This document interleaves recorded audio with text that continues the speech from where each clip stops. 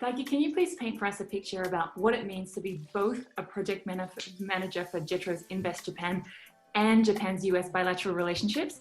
And maybe you can even share with us a little bit about your personal motivation to take this path. Sure thing. So basically, the project manager side is on the business development side is mostly on assisting U.S. companies to go to Japan. So I've been doing that for quite a while now, and that essentially, initiates more FDI numbers as for the government into Japan. So I've been in that role for quite a while. Most recently, I've been tasked to facilitate more Japanese companies to enter the US, as well as assisting existing Japanese companies in the US to work along with the states in America, in the US. So it works both, there's synergies between both ends, but it's been quite interesting to know, how culturally different businesses, but not only that, also how we can, work with both a U.S. company and a Japanese company and understand how one can enter another's country. So it's a very interesting role. I don't think, you get to see both ends this much, and, with so many different states or with so many different companies. So, and companies of all sizes. So I think that's where it's very intriguing. That's where sort of, I'm fascinated by and sort of stuck, with this role for now. And maybe you can even tell us a little bit about, as you mentioned, you're actually project manager for two roles. And, as we were planning this episode, I certainly got the impression, or just from hearing some of your stories, that you're not a typical kind of JETRO or a government official. And also for those watching YouTube, or those who are not watching our episode, you might only hear Daiki's New Jersey accent, but you also have a family connection to Japan, right? Yeah, so interestingly, so yes, I was, I'm born in New Jersey, born and raised in New Jersey, so, a Japanese American in the US. I joined JETRO, 10 years ago, but, the uniqueness of, obviously, even prior to JETRO, just working in a very Japanese cultural sort of company, the Japanese cultured company, I would imagine, prior to JETRO, and then sort of, working in the US, working for companies, or, even when I was younger, working for a part-time job in the US. I think you kind of see different perspectives on that. So I think what I brought into JETRO's New York office, where our office is located, is really an interesting perspective of, helping both cultures and helping Japanese companies and helping US companies. I think that's where things got quite interesting for me, essentially. Yeah. So before we jump into that, which is what we'd love to talk about today, that kind of comparison, what you've seen over the last 10 years, and then also to hear about a case study and then some recommendations.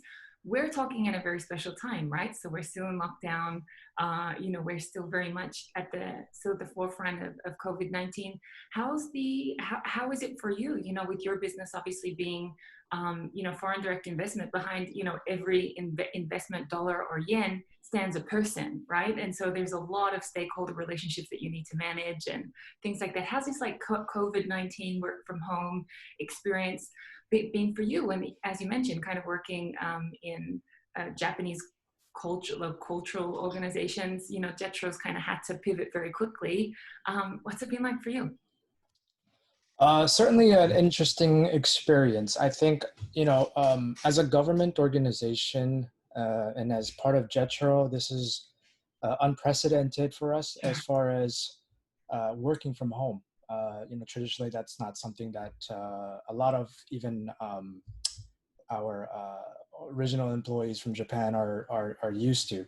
So we, first of all, we initiated a limited time to go to our office on March 17th. So we started, we announced that, maybe twice or three times a week we'll go to work, our office. We'll limit the amount of time That was March 17th. However, on March 23rd, the following week, Governor Cuomo announced, the lockdown. So that essentially put us, okay, we can't even go to the office anymore. So we went straight to this whole work from home measure without really much thought of, how everybody is going to access servers or Yeah.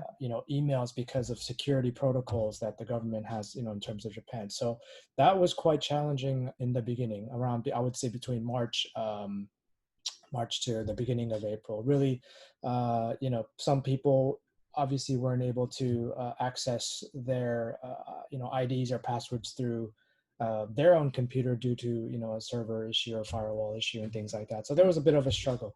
And then obviously getting used to this whole, well, how do we hold meetings? We never, we had, we had some, we never really used Zoom that much at the time. It was something that they weren't used to. We had a whole video conferencing system at the office that we used, not so much, on the cloud. So it was a bit of a challenge to that extent. I think, that sort of put us really, that kept us busy, I guess, throughout the days.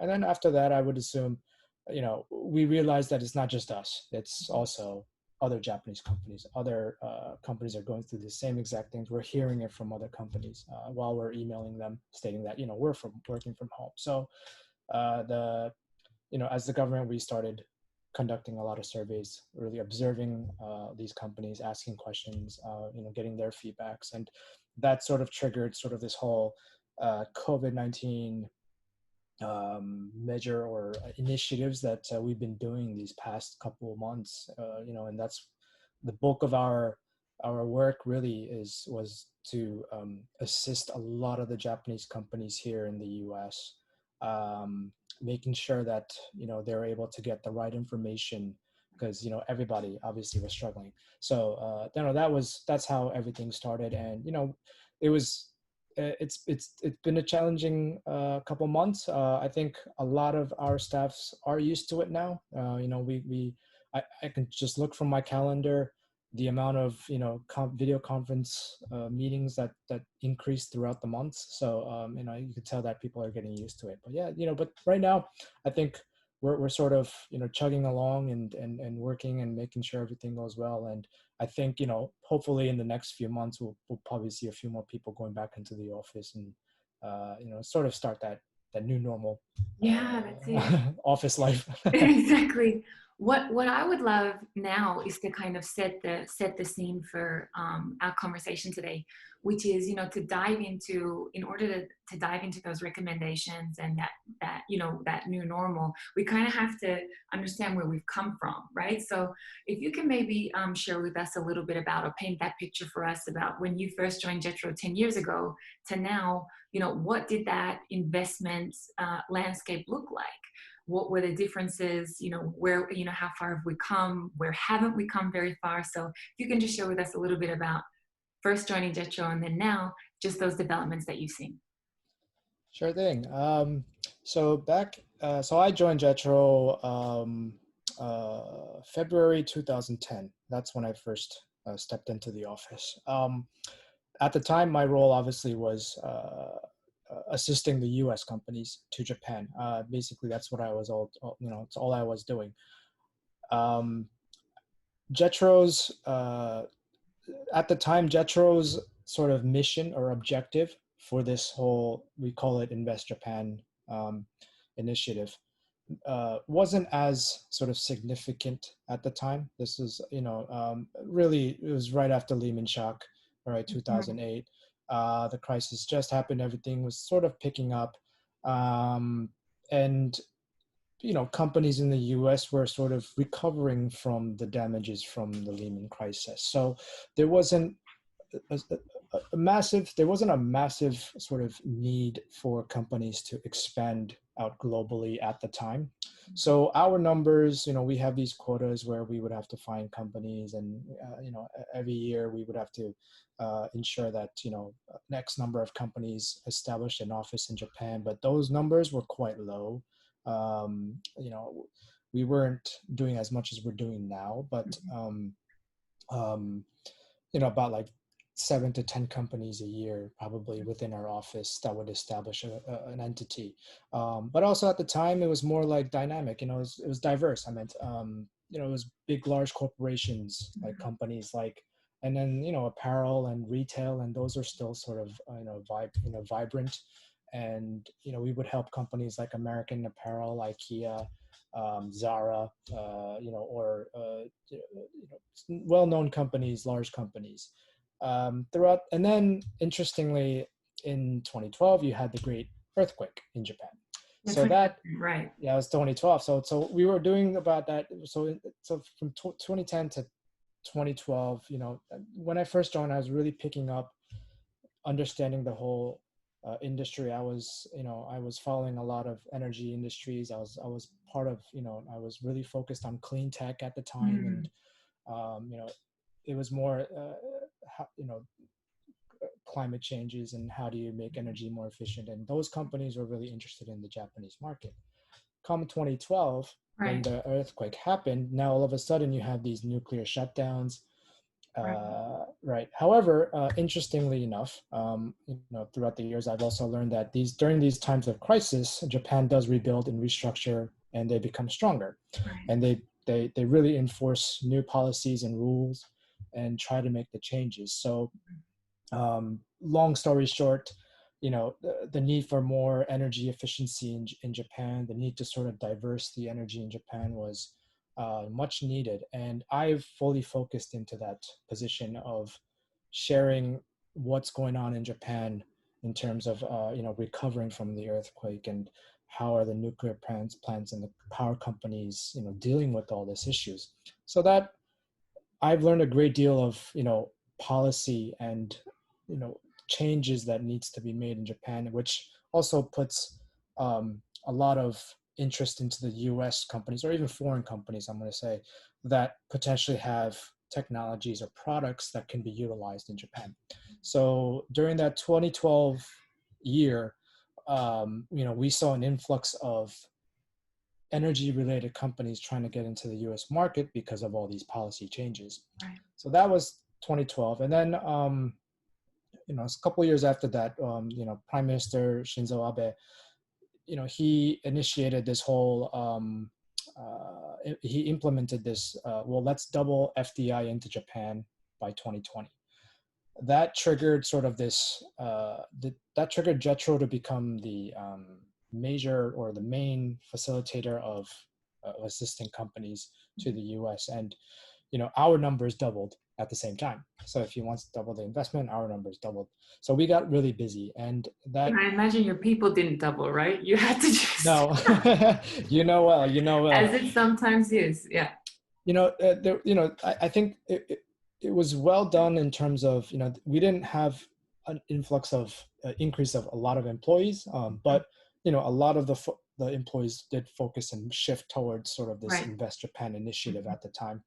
So that happened, and we really learned how to work with a lot of companies. And at the time, Japan had a lot of subsidies and incentives that they provided. They had those subsidy zones, tax-free zones. Fukushima was becoming a very attractive prefecture for energy at the time.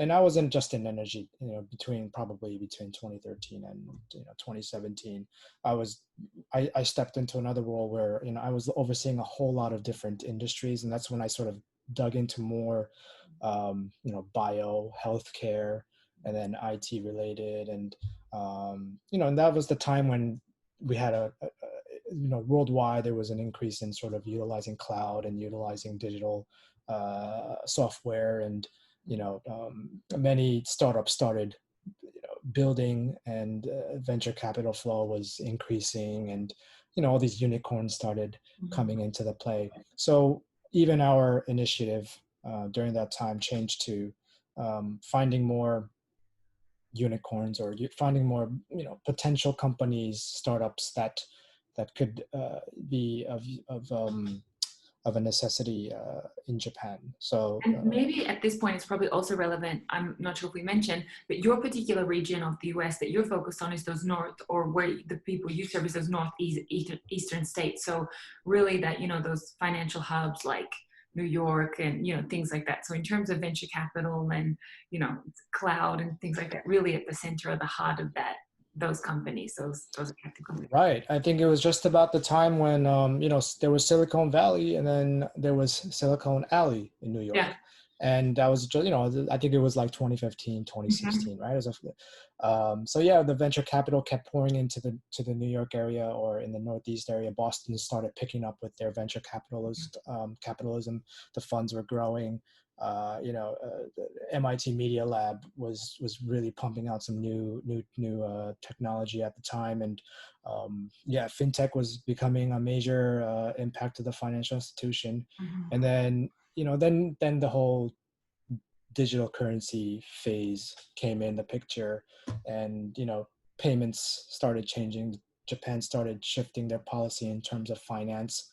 So banks started prior to 2015 or 16, Japanese banks weren't able to acquire any sort of IT related companies or more than 10% of an IT company, but that changed. So now they can fully acquire an IT company, and so that shifted a lot in terms of digital payments or digital or fintech, and then the whole high fintech started happening. So just sort of going back, from 2010 to now, so much has changed. So much in terms of tech, so much in terms of how Japan's policy really changed. And it's quite interesting to be in both that sort of area in between, seeing, how the US has shifted their ecosystem and how Japan has shifted their ecosystem, and how you see, companies going into Japan and companies going into the US. So it's quite interesting. Right. And what we've also seen, if we think about that time, is that the profile of the company also completely changed. So it was rather these really large scale businesses that really wanted to take their existing operations and then create a supply chain in Japan. And then kind of towards the end, the end of the decade being like 2020, which is where we are now, we're looking at companies that look very different. Maybe they're only 20 or 30 employees, but at the same time, they might have a global supply chain, or they might be able to serve a global market, and are looking, to expand to Japan, which is kind of where we wanted to use a particular case study that you've been intimately involved with, to kind of work through some of these issues. So rather than kind of it being like, these are recommendations, is what we want to do, we kind of want to, use this opportunity that we have you on the show to work through a case study, and then take the points about, okay, these are the usual challenges that people have and things like that. So maybe you can introduce to us how Hubspot, which is the company that we're going to use as the case study, maybe you can talk to us a little bit about how they came to you, because they really, you really guided them from that first knock at the door through to, taking them over to Japan. So can you talk to us a little bit about how that relationship developed? Yeah, sure. So HubSpot, I've been sort of associated with since, I would say, about 2014, 2015. That's when I first really got engaged with them. It was, really started off from their, they really had about 2 or 3 global offices, and then one was in Singapore at the time. And the Singapore head reached out to JETRO saying, we want to look into the Japanese market.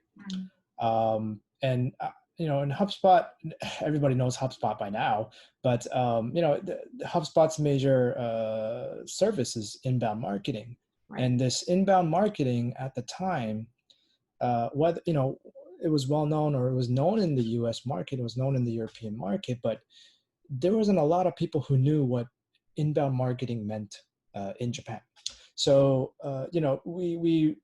so when they came to me, it really started from the beginning of, well, what does it take to get to Japan? How do you, survive in Japan? How do you succeed in Japan? Were they already sold on the why? Did you need to sell them the why Japan, or had they already kind of, came to you with the mindset of, this is already a yes for us, we need the how? Well, interestingly, the CEO, wrote a book about inbound marketing, which was published in Japan. So there was traction already in Japan, probably to a lot of these the experts who understand or who knew what the advertising agencies that knew what an inbound marketing meant to their sort of platform. So there was traction. There were people who use HubSpot, but it wasn't a significant amount. Mhm. So they had this sort of take saying, okay, we have users in Japan. That means we should take a look at it. So that's where it sort of started. It Mhm. wasn't like an absolute, like, I didn't have to sell to them or, say we should go to Japan, but it was more so like, There was a you seed. know, there we have some people. How do we grow that? And so that's where it sort of started. Mhm. And it was really interesting. They were just really growing. They had about 1,500 employees at the time, and only 3 offices. And the um, the person that I dealt with throughout the years, Natalie Kelly, she was crucial to really utilizing JETRO, and I asking me to, for instance, just really say, okay, well, culturally, can you explain to us the cultural differences of Japan and the US? How do we conduct meetings? It went Okay. from there. But interestingly enough, what got me, what surprised me is that she was able to gather her global team. Mhm. So those from Ireland, from those from Singapore and in the US, and really grab a hold of a lot of people within the company. And I was able to sort of present in front of a lot of people, uh, explaining to them, how do you do business in Japan, at a very high level basis. And I think that's it was a great learning lesson for them, for that side. But that sort of triggered to, well, step by step, well, we need to find somebody in Japan. We need to hire an employee in Japan. Mhm. What are the employment laws in Japan? Explaining to them that you can't fire anybody in Japan. you know, um, it's a very difficult process. Or payment. Mhm. We here you can charge by credit cards. In Japan, it's wire transfer. Yes. What does that mean, wire transfer? It means you need to have a specific form, as you may know, with the numbers, your account numbers, and that's how payments work.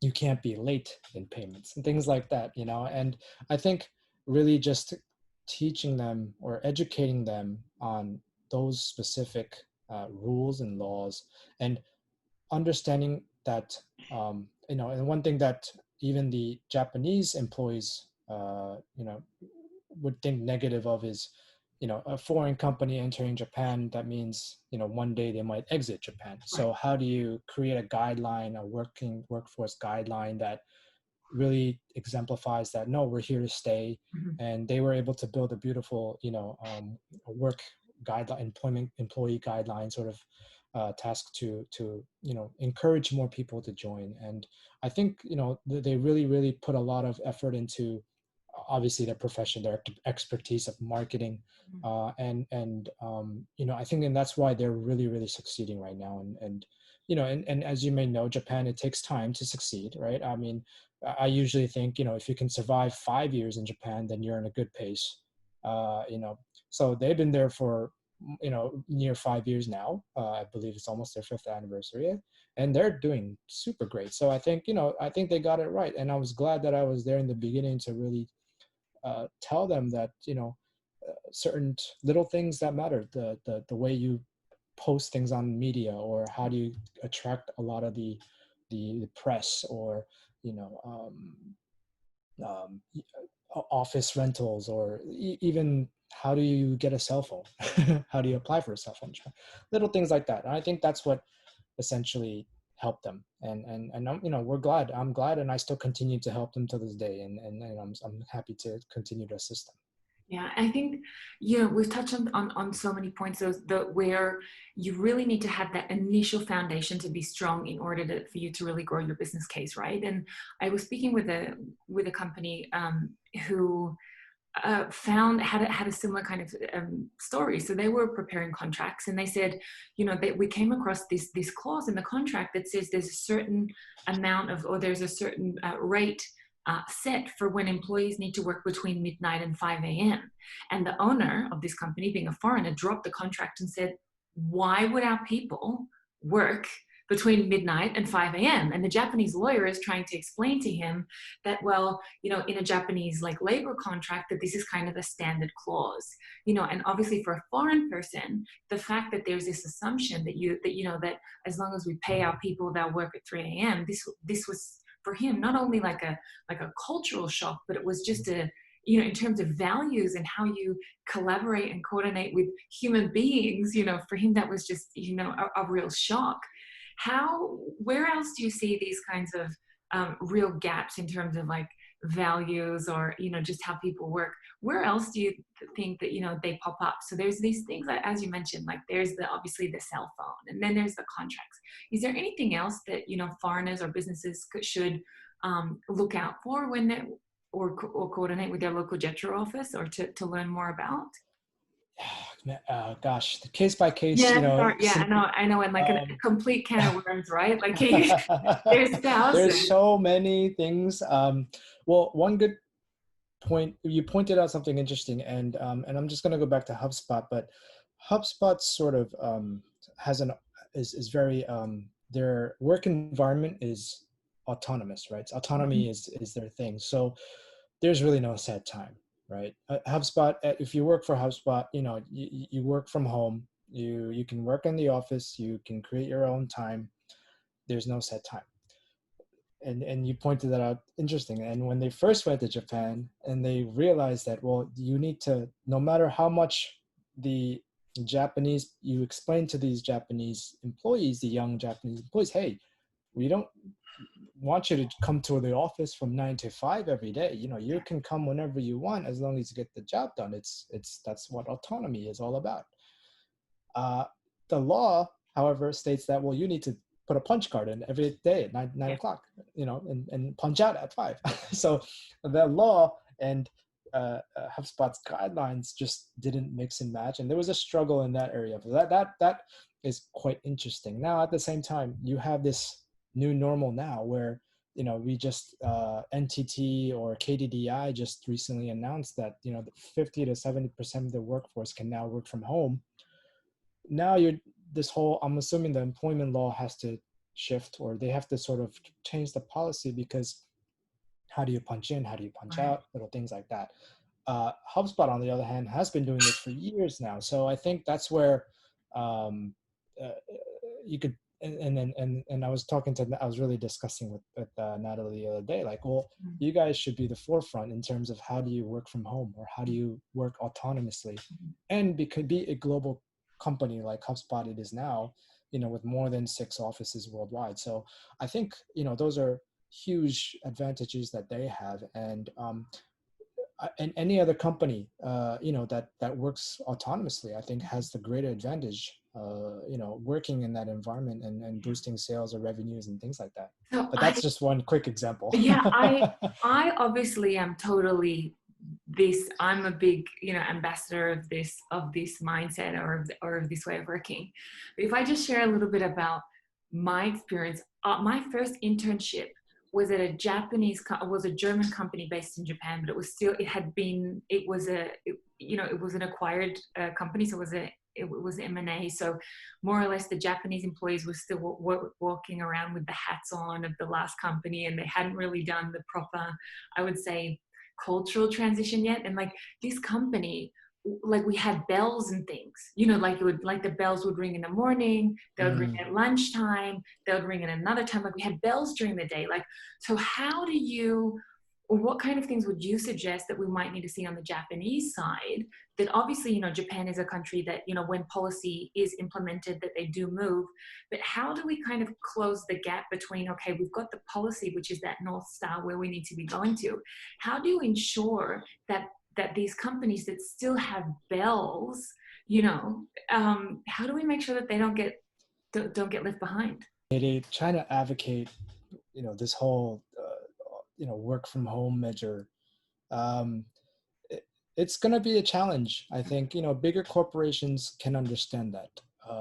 But there's so many small, medium enterprises in Japan, and a lot of them have, these, or they're already culturally engaged, or, they're just culturally absorb, they're absorbed in the whole culture of Japan. So it's very hard for them to change. Mm-hmm. But you can, I mean, from my perspective, I mean, trial and error, they have to learn to trial and error. Really, if you look at it now, when COVID-19 happened, who would have thought that 70% of NTT will not be, working from home? They don't realize it. Obviously, a lot of the Japanese companies won't realize it because I don't think, you have to sort of give them the option to, well, why don't you just give it a try, test it out. If it works, it works. If it doesn't, it doesn't. But to get to that point, you have a lot of steps to take. Mm-hmm. The top has to deal with it. That's the hierarchical sort of structure that Japan has. And, but that's why I always say, during these crises, during times like this is when Japan really makes the big shift and then understands and realizes and shifts to sort of the new trends and ways to be more efficient.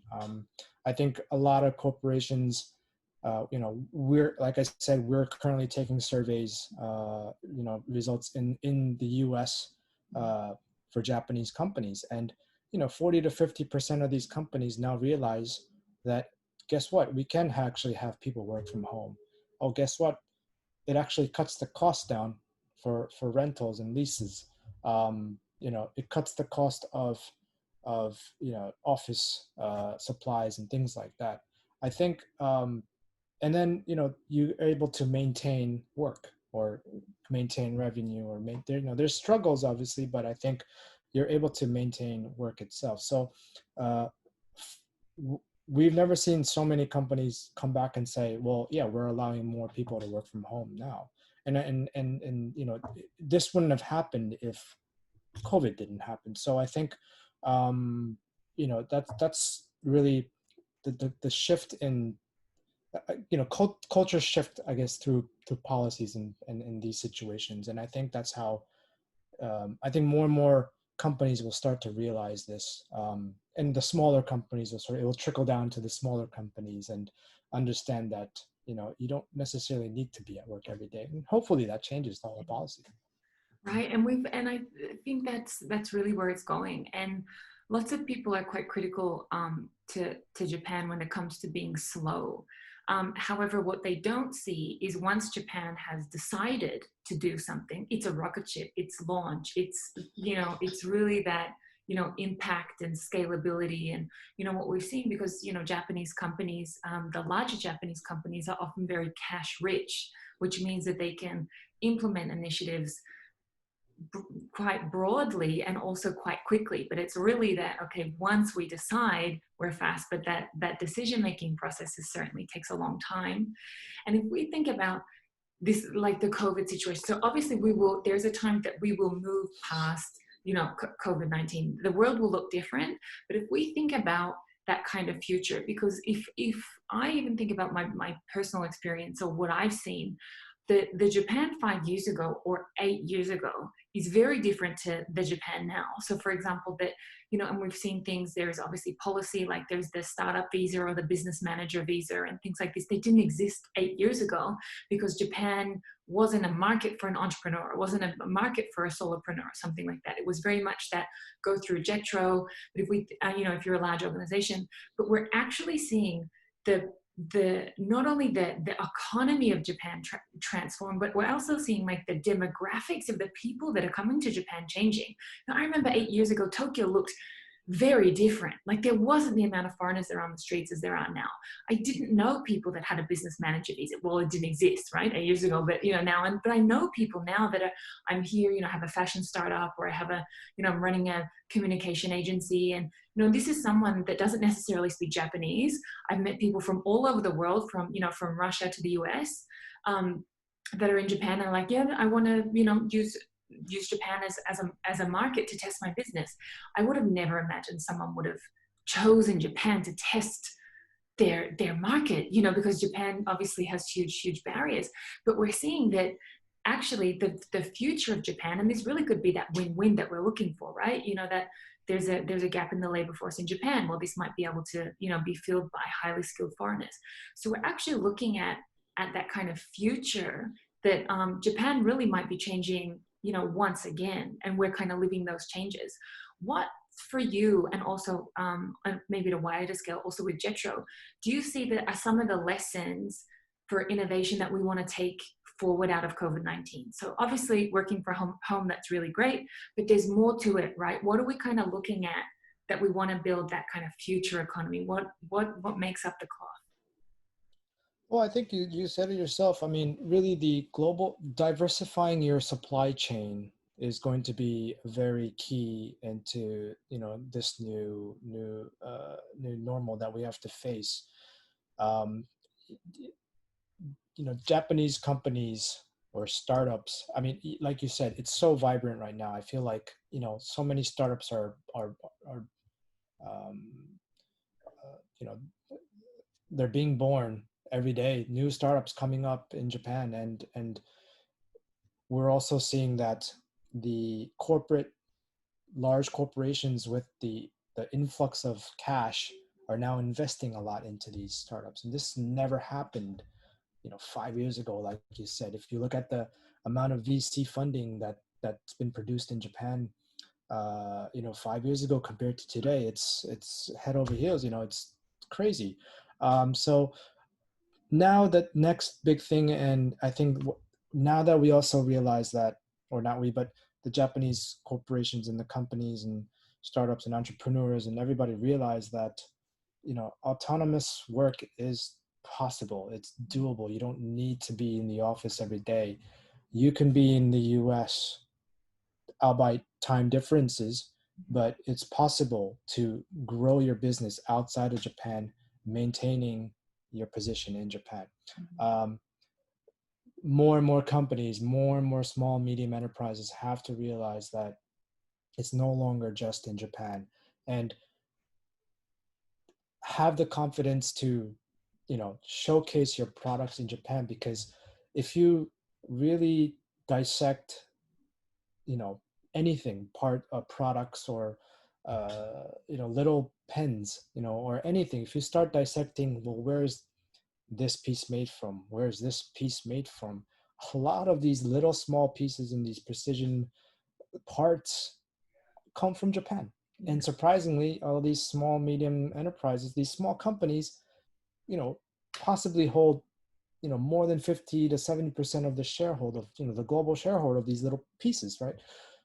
Japan makes significant products. We've known that, from decades ago. They're very precise. They know how to make products. Monozukuri, it's a famous word in Japan term. So, and I've said this, I don't know, many years, a couple of years from now, but hardware in Japan is perfect. It's perfected. Everybody knows how to, create good hardware. All they need to do is to implement the software, which they're weak on. But the US is Europe is very good with. So implementing the software into Japan's hardware, I personally think creates amazing products and things that you can use in the future. I think that's mixing well these days. I think that's what's really happening right now, is you're seeing both ends really combine and work, and we're seeing a lot of great things coming out of Japan. I think now Japan has to realize that,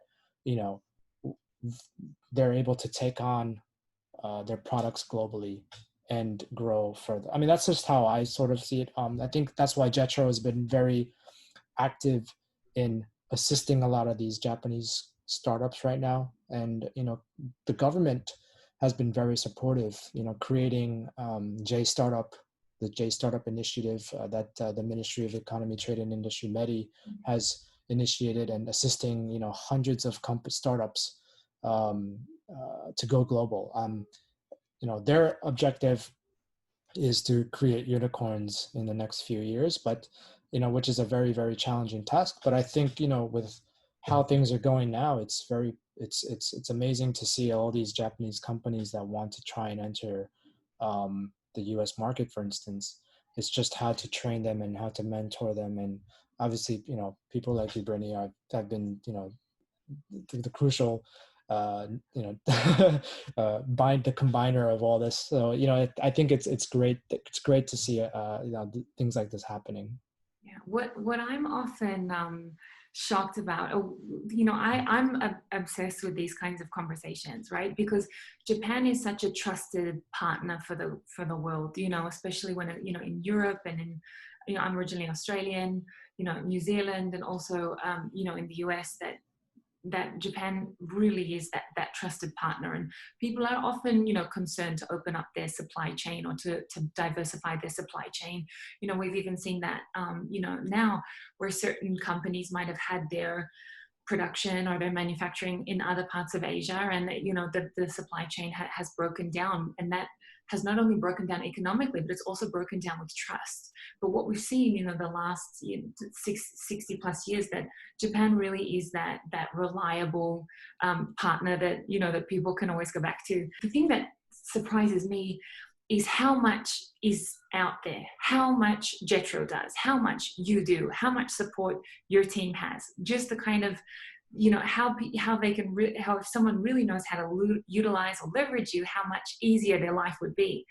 And then sometimes these guys don't know nearly the amount of support that's available. So there is that kind of like gap between what's possible versus what people know, what's out there. So what are some of the things that you wish either businesses in the US that are wanting to expand to Japan? So you said, firstly, you want them to be a little bit more courageous and, go out there and showcase their products.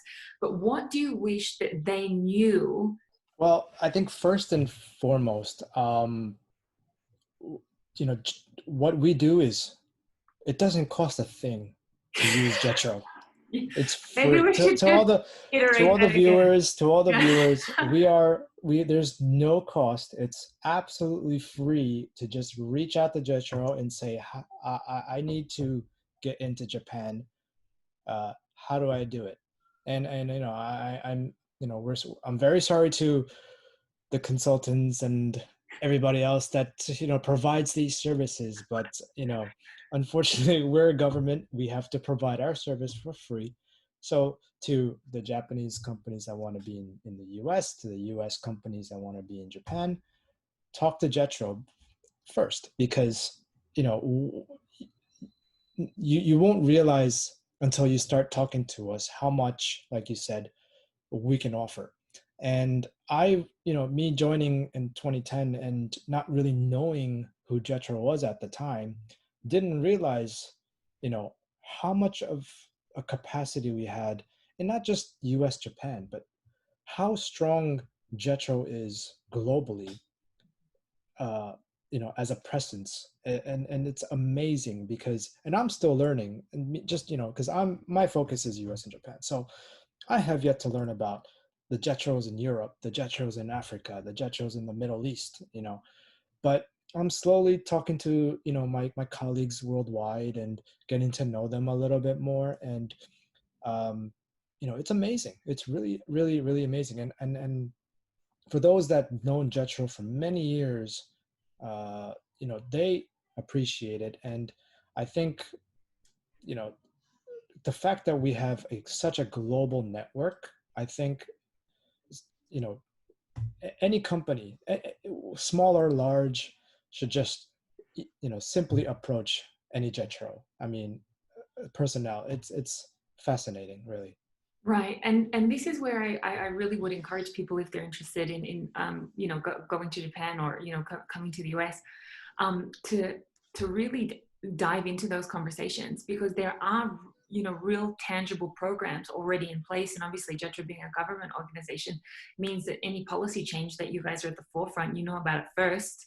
And Right. so I was shocked. I didn't know when I was opening my business in Japan. I went to we can talk about this at another day.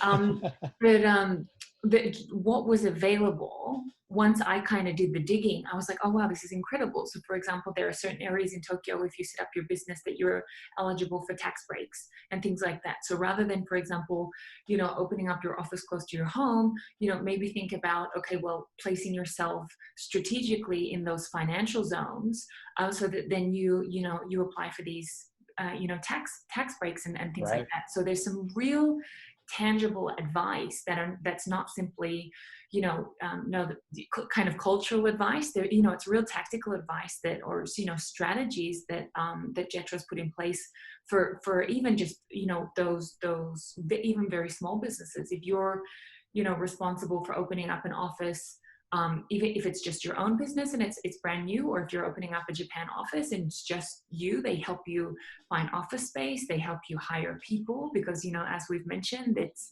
a little more complex than one would imagine. Hmm. So there's some real tangible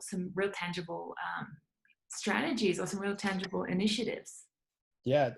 What's great about us is that, first of all, we have an office in every single prefecture, number one, Mhm. right? So there's always access to all these prefectures. And then you have our connection to the local governments, right? So if you are looking to uh, open an office not in Tokyo, but in Osaka, we have an Osaka JETRO, and we also have our connections with the Osaka government. So anything that you need in Osaka, we can certainly get. Um, what's also fascinating, and what I guess people who are trying to enter Japan, they don't realize is, it's really not just Tokyo, it's not just Osaka, it's not just the major cities. If you look around Tokyo, first of all, I mean, you have to be there to really appreciate it. But the train systems, right? I mean, that makes a huge difference, because if it takes me less than an hour to travel from Yokohama to Tokyo, and you're telling me that Yokohama's uh, cost is about a quarter of what Tokyo's is, Right. I mean, that's amazing. Really great. And Kanagawa Prefecture government is very supportive of and very welcoming, investment into Kanagawa, into Yokohama. The Yokohama City office, they last year they just opened up their first, New York office, Oh wow. and right, so they're here, and they're trying to promote Yokohama, and they're doing a great job, and we're here to help them, and we're here to assist them as much as possible.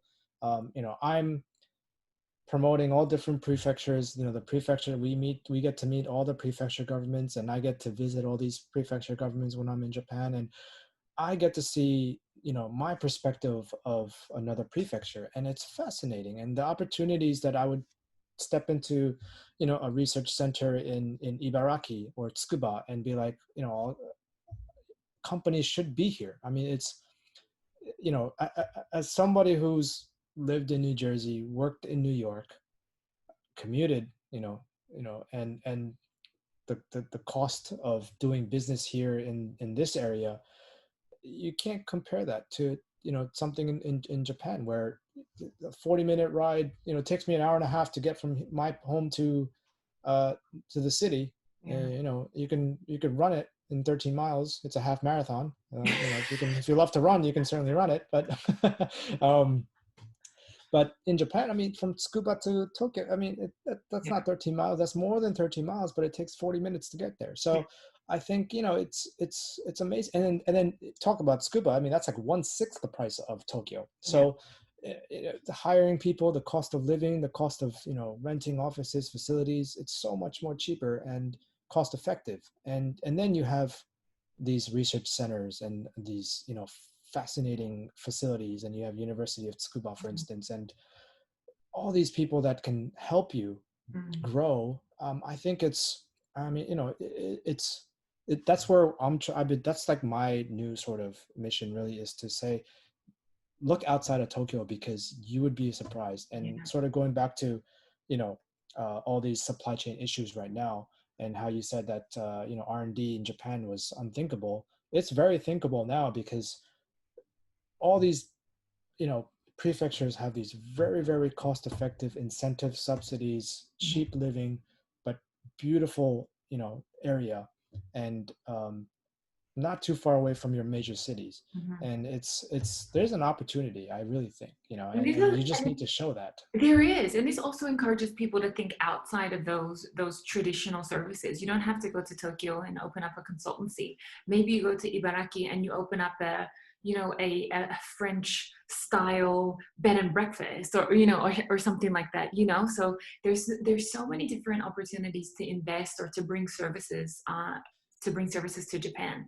And if we kind of think now a little bit to the future, where Japan is a trusted partner for many areas in many areas in the globe, particularly, we're talking about the US today, particularly your eastern states. Certainly a trusted partner for the US. And if we think about what are some things that we can do on both sides, right? So both the US side as well as the Japanese side, what are some of those things do you think that we can suggest? And this is nowhere near, solicited advice or anything like that, but we're just kind of trying to explore. If you're a Japanese company, here are some things that you really need to think about. Or if you're an American company, think about these kinds of things. So, when we were preparing for this episode, another issue that we spoke about was, okay, Japan, if you really want to leverage or close some of your labor gaps or some of the gaps in your supply chain, by bringing in the startups, for example. And Japan is a great example of incumbent innovation, where you'll have a huge organization and they're not looking for this startup to solve all their problems, but maybe they have 12 problems and they want to buy this one startup to solve one problem. So they kind of take this modular approach to M&A.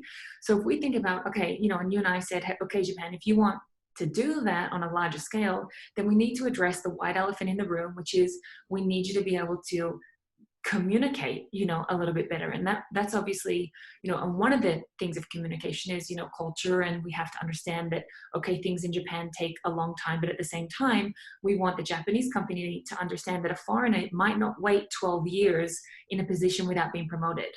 So things like that. Or what about English skills? What about things like that? So we've also, we dived into that as well. So maybe you can share a little bit about your thoughts on that front. Sure. So I think, I mean, and flat out, my personal opinion, really, just being a Japanese American and being able to speak both languages, really, I think, English is a major issue in Japan. It's statistically proven. I forgot the company that does the research, but they rank countries by their English levels. And 5 to 6 years ago, Japan was about 17th globally, ranking in English language level. Now it's 50 something. It's really, really down there. It's fascinating, and love to share that with you when I have the chance. It's and it's really, it's the same as, it's interesting because the culture, when a foreigner goes to Japan, you have to educate yourself to understand the Japan way of doing business. But these startups, these early or young entrepreneurs, they come to the US with their Japan knowledge, their culture, and present it the way they do it in Japan. I don't know if it's because that's the only way they know about it, or they weren't just educated prior to doing things like that, to presenting in the US. Because if you try to present the way you do in Japan in the US, flat out doesn't work. I think, and I don't want to be too harsh, but I think that's the reality, and that's just coming from somebody who's lived here all his life, in a chunk of his life. So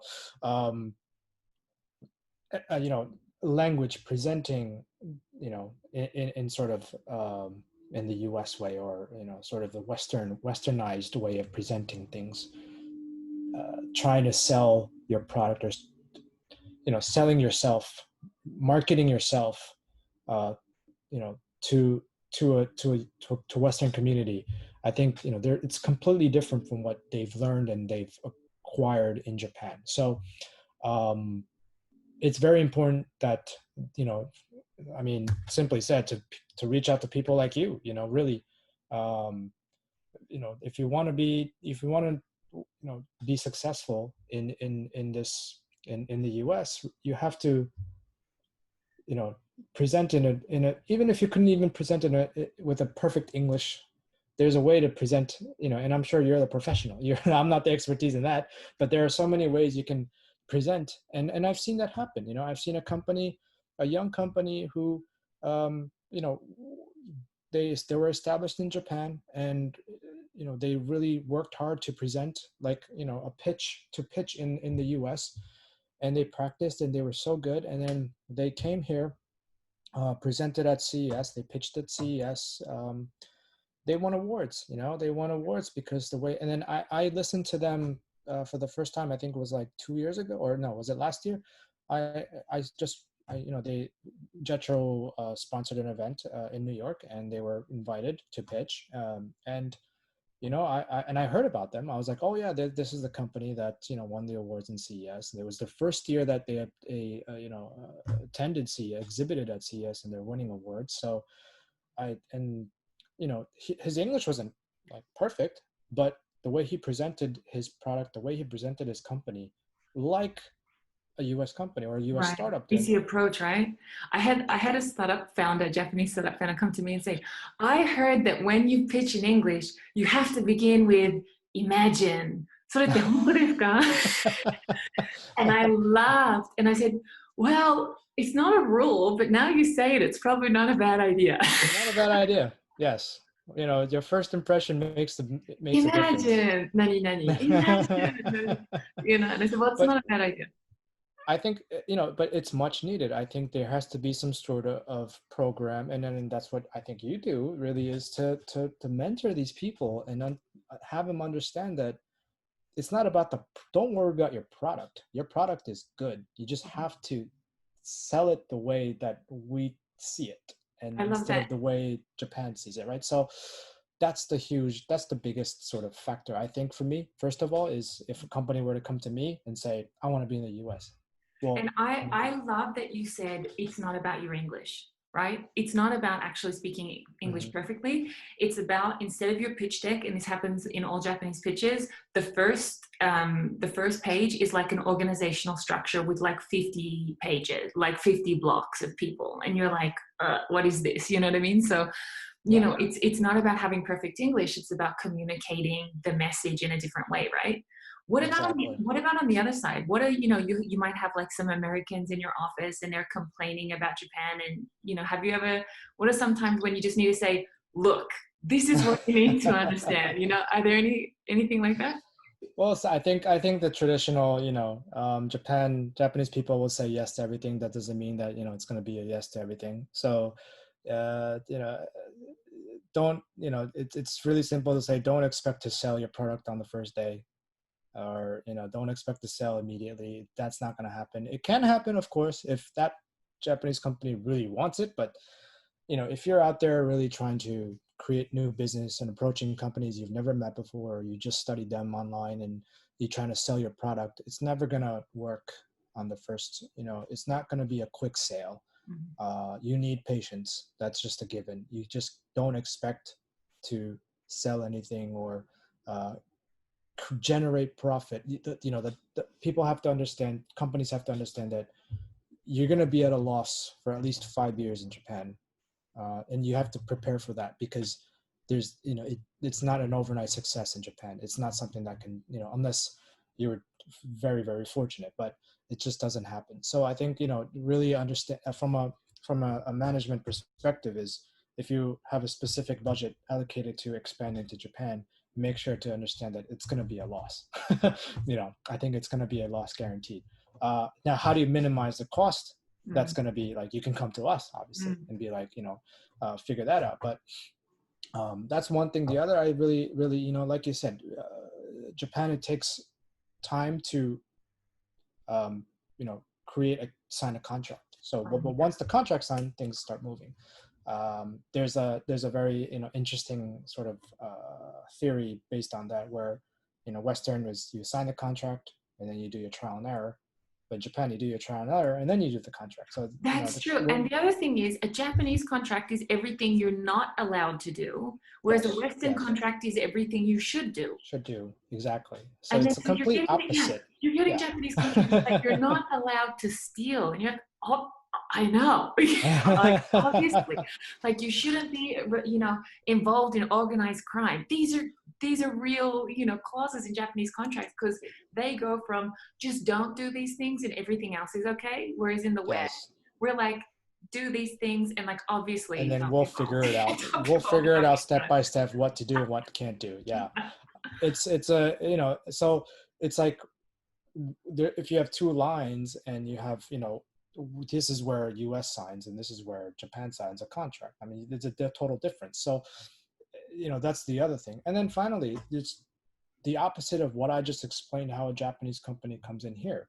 For a US company, you can't pitch to a Japanese company the way you pitch to a US company.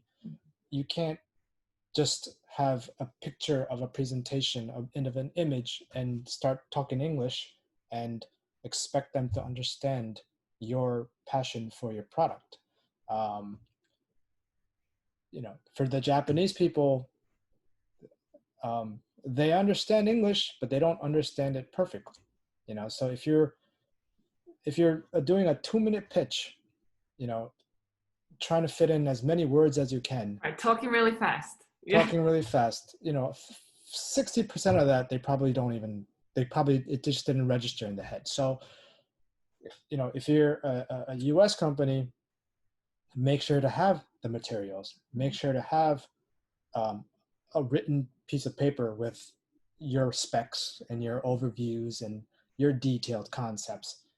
And while you're explaining that in a meeting, hand that paper, because then they will take a look at that paper and determine whether it fits their needs or not. And they're going to have questions. And they're not going to ask questions in the meeting, first of all. So they're going to have questions as a follow-up. So I think, in your meeting, in your meeting, it's more about how, what to say so that they will come back to you as a follow, because they will follow up with you, but you have to, realize that it might take time, number one, but number two, if you give them relevant information, if you give them all the information, enough information that they look at it, they will have questions for you after, no matter what. I think that's the initial introduction will always happen. I think following up to that is the challenge really for a Japanese company. Is now they see all the information, will it fit, will it not? That's up to obviously the companies, but I think it's really the opposite of what I just said to a Japanese company is what a US company should be doing in Japan. Yeah. Daiki, would you almost say that in the West, we have this kind of like investor pitch mentality, like that's the end of the road. You know what I mean? Like I do my sprint, I get a yes or a no, right? Whereas in Japan, it's almost like the pitch is not the end of the conversation as we kind of see it in the West. It's maybe more the beginning of the conversation. So rather than kind of putting your eggs all in one basket and kind of this, blackjack mentality, put a, one bet, if we kind of take the pitch, maybe take the pressure off a little bit and kind of view it as, okay, this is the opening of a conversation, and maybe, let me create an environment where people can come back to me. That might even be a little bit more effective for the American or the American company. Yeah, I mean, I think that makes sense totally. I think, but I think it's also, I mean, that could work in any environment really initially. Yeah, also. I mean, it can be, a US company that can, if you're welcoming, I mean, I feel like if you're more welcoming, you're obviously going to get more, more results. If you're just pitching and then that's it and close, I mean, which I don't think that's the right proper thing to do either ways. I mean, then it's not going to work. I mean, it's, I think you have to, you have to know somebody that really understands or knows how investors, look at companies, and not all investors are the same, right? So, certain VCs might look at certain things, other VCs might be more relaxed, so there's obviously, it can change, but one thing you'll know is, even on the VC end, as an investor, it's like if you've invested into a Japanese company before and you have experience, immediately that this VC has some sort of experience just from talking to them, working with a Japanese company versus a VC that's never worked with a foreign company or a Japanese company. The way they talk, the way they approach, you kind of see that occasionally. So you really have to engage and talk to people who know the market. I think Japanese people have to talk and accept that, things are different in this country, or, you can't do it your way, and sort of have to give up. It contradicts in so many ways of, to me, it's kind of weird because, um, it's proven that marketing, right? I had a marketing, background, so, you can't market the same thing in the US with how you approach that. Marketing is so completely different. It's scary different from Japan to US, that there's no way you can have that. You can sell the product the way you want to sell it in Japan.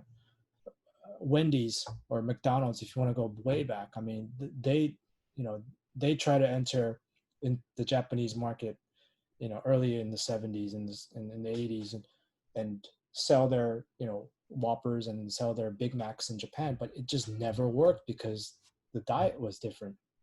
So what you have to do is you have to change the entire menu to fit in needs of the Japanese sort of taste. And that's what McDonald's did, back then. It's successful. KFC is the best example. You can't sell American KFC in Japan. KFC in Japan is a different behemoth. Well, it's a Christmas dinner, isn't it? It became a Christmas dinner. Which is the strangest thing that people will never understand. There is this, the KFC was able to establish themselves in Japan as the thing that you eat at Christmas for dinner. Yes.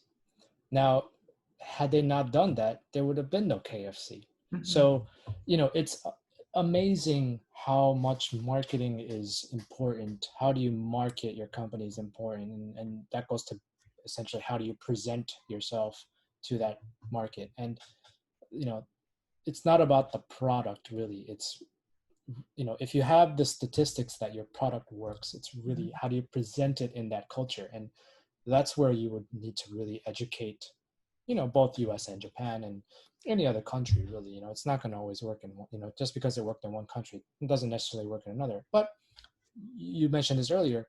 I think if you are able to be successful in Japan, that can trigger any Asian market.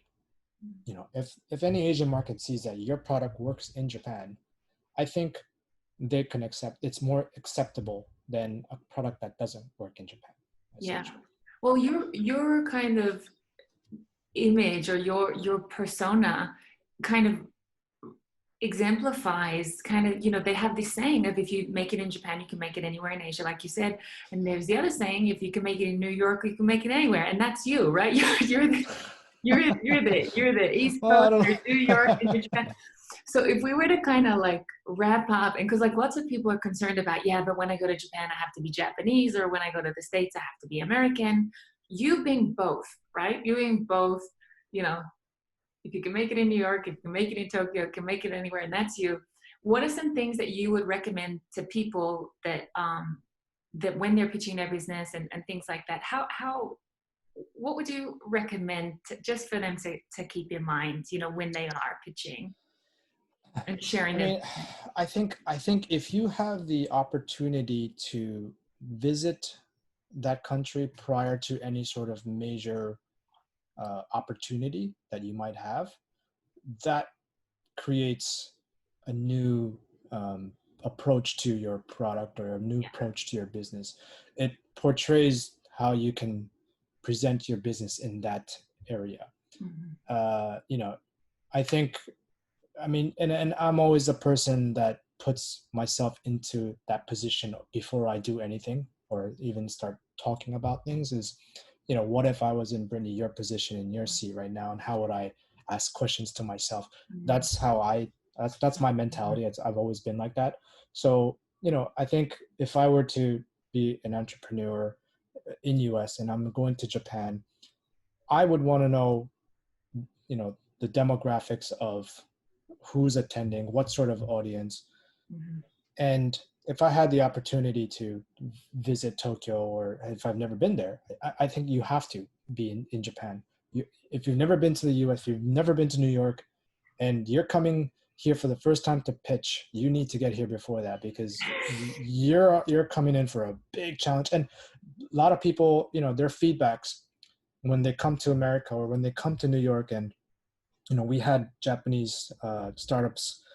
We did some tours for them, throughout the U.S. And when they realized the strict sort of questions and the harsh comments coming from the VCs, they're shocked because they weren't expecting that. But I think, and then you know what? You have YouTube, you have all this digital content now to sort of give you a head start into what to expect. And I think that's what, it's research. Really be prepared and really understand what to expect, and expect the worst, really.